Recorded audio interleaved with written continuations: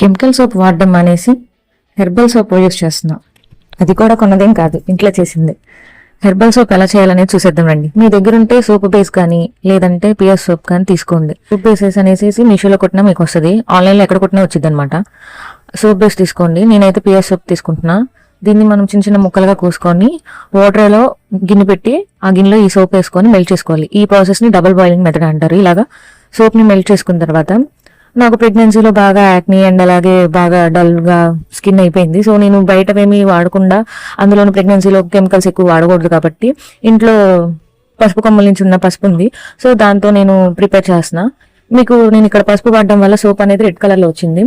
మీరు కావాలి అంటే పసుపు ప్లేస్లో నీమ్ ఆయిల్ కానీ లేదంటే అలోవెరా కానీ ఇంకా మీకు యూజ్ అయ్యిద్ది అంటే శనగపిండి కూడా వేసుకోవచ్చు. నా దగ్గర శనగపిండి లేదు, లేదంటే అది కూడా వేసేదాన్ని.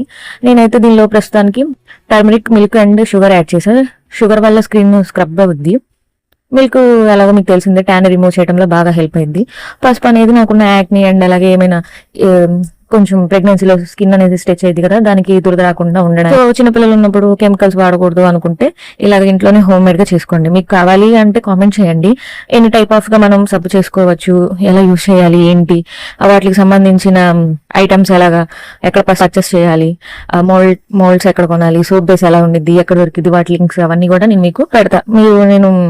మీరు నాకు కామెంట్ చేయండి, ఫుల్ వీడియో అనేసి నాకు కామెంట్ చేస్తే నేను అన్ని రకాల వీడియోస్ మీకోసం చేస్తాను. సో నేను చేసుకునే సోప్ కి మోల్డ్ నా దగ్గర లేదు.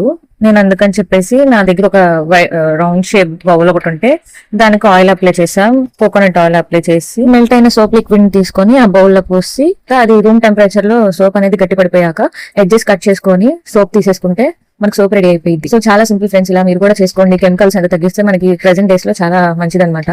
ప్రెగ్నెన్సీ ఉమెన్స్ కానీ, బేబీస్ కానీ, లేకపోతే కొంచెం స్కిన్ సెన్సిటివ్ ఉన్న వాళ్ళకి ఇలాగ హోమ్ మేడ్ అయితే బెటర్.